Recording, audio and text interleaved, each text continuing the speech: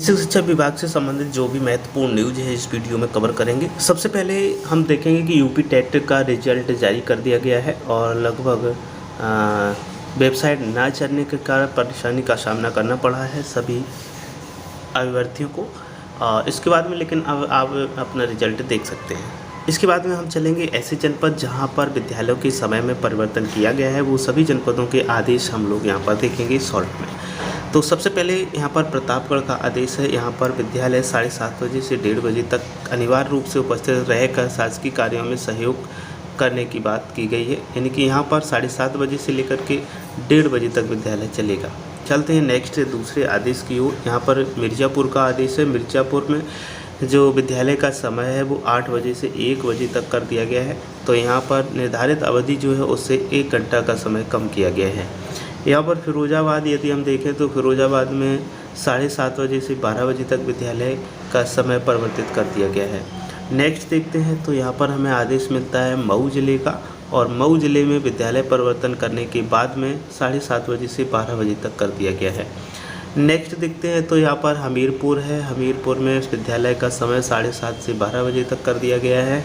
इसके बाद में बदायूं की अगर हम बात करें तो बदायूं में 7 से 12 बजे तक विद्यालय संचालन का समय कर दिया गया है। नेक्स्ट है संभल जिले में। तो संभल जिले में विद्यालय समय परिवर्तन, तो यहाँ पर 7 तारीख यानी कि 7 अप्रैल के द्वारा विद्यालय संचालन का समय 7 से 1 बजे तक किया गया है। इसके फलस्वरूप जनपद के सभी विद्यालय परिषदीय प्राथमिक उच्च प्राथमिक 8 तारीख से 7 से 1 बजे तक चलेंगे। तो यहाँ पर भी हो गया है संभल में भी। इसके बाद नेक्स्ट है रायबरेली। तो रायबरेली का जो समय है वो 7:30 बजे से 12 बजे तक कर दिया गया है। नेक्स्ट जिला के देखें तो प्रतापगढ़ में 7:30 से 1:30 बजे तक कर दिया गया है। वहीं नेक्स्ट अगर हम देखें तो ये हमारा ज़िला आता है ललितपुर। तो ललितपुर में भी समय परिवर्तन करने के बाद में यहाँ पर 7:30 बजे से 12 बजे तक कर दिया गया है।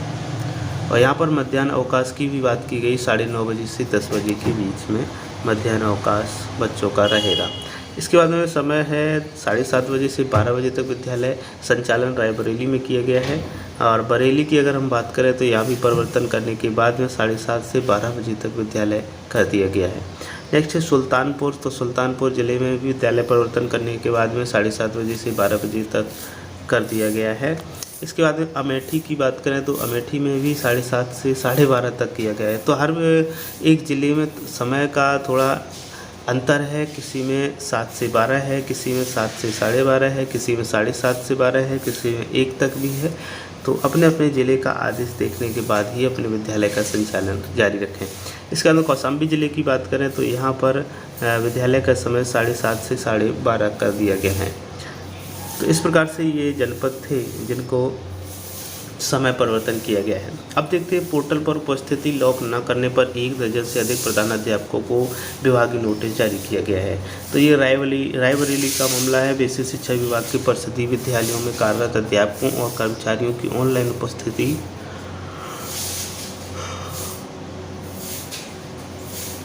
लॉक न करने वाले 14 प्रधानाध्यापकों को जिला बेसिक शिक्षा अधिकारी शिवेंद्र प्रताप सिंह ने कारण बताओ नोटिस जारी किया है।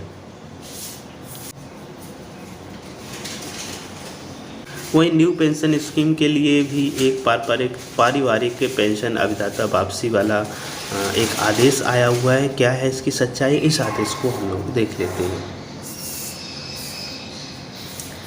तो ये शासनादेश.com से हमें प्राप्त हुआ है। प्रेषक नील रतन कुमार, विशेष सचिव उत्तर प्रदेश शासन, इन्होंने भेजा है। और सेवा में समस्त प्रमुख सचिव उत्तर प्रदेश, महानिदेशक माननीय उच्च न्यायालय इलाहाबाद, समस्त विभागाध्यक्ष प्रमुख कार्यालय उत्तर प्रदेश, निदेशक पेंशन उत्तर प्रदेश। और इसमें जो पॉइंट है जिसकी हमें ज़रूरत है, यहाँ पर विषय बनाया गया है कि नई पेंशन योजना के अंतर्गत पारिवारिक पेंशन दिवंगत कार्मिक के परिवार को अभिदाता पेंशन की वापसी के संबंध में ये बनाया गया है।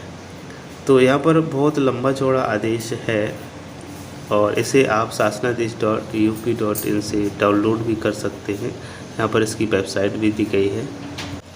तो यहाँ पर जो बात है वो ये है कि अभिदाता की मृत्यु पर उसके परिवार के सदस्य सरकार द्वारा उपबंधित मृत्यु या निःशक्तता संबंधी अतिरिक्त अनुतोष के विकल्प का उपभोग करते हैं तो सरकार को अभिदाता के प्राण खाते में संचित संपूर्ण धन अपने पास समायोजित करने या अंतरित किए जाने का अधिकार होगा। ऐसे लाभ का उपभोग करने वाला अभिदाता या अभिदाता के परिवार के सदस्य पारिवारिक पेंशन या निःशक्तता पेंशन या कोई अन्य संबंधित सुविधाओं सुविधा के स्थान पर विनिर्दिष्ट रूप से और बिना शर्त सरकार को प्राण खाते में संपूर्ण संचित पेंशन धन अंतरित करने के लिए सहमत होंगे, इसका वचन देंगे। तो ये चीज़ यहाँ पर दी गई है। लेकिन हम मुख्य पॉइंट पर चलते हैं जो इस आदेश का है वो क्या है। तो यहाँ पर ये देखते हैं, यदि अभिदाता की मृत्यु होने पर केंद्रीय सिविल सेवा असाधारण पेंशन नियम 1939 या केंद्रीय सिविल सेवा पेंशन 1972 के अंतर्गत उपनियम 1 के अनुसरण में कुटुंब को हित लाभ दे है तो अभिदाता के संचित पेंशन कॉर्पस में सरकार का अंशदान और उस पर प्रतिलाभ सरकार के खाते में अंतरित किया जाएगा। शेष संचित पेंशन कॉर्पस का भुगतान उस व्यक्ति को किया जाएगा जिसके पक्ष में पेंशन निधि विनियामक और विकास प्राधिकरण राष्ट्रीय पेंशन प्रणाली के अंतर्गत निकास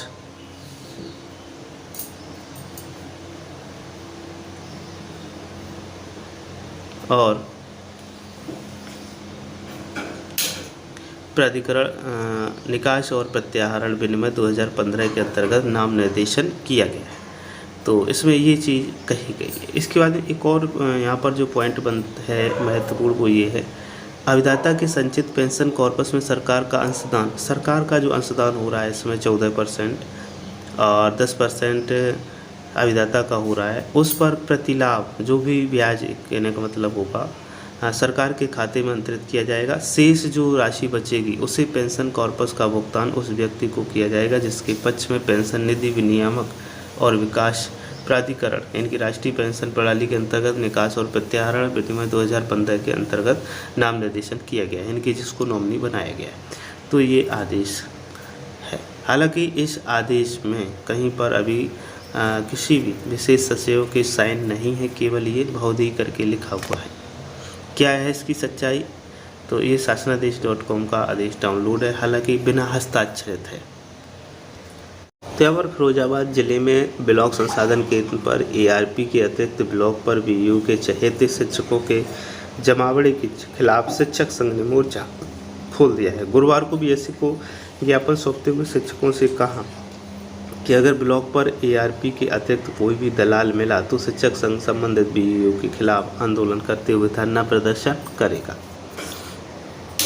इसके बाद में प्राथमिक शिक्षक संघ जिलाध्यक्ष डॉक्टर सौर देवमणि यादव के नेतृत्व में BSc अंजलि अग्रवाल को ज्ञापन सौंपने पहुंचे शिक्षक नेताओं ने कहा कि शासन के आदेश के क्रम में मार्च का वेतन 9वीं से पहले दिया जाए, लेकिन अब क्या होता है ये तो समय बताएगा।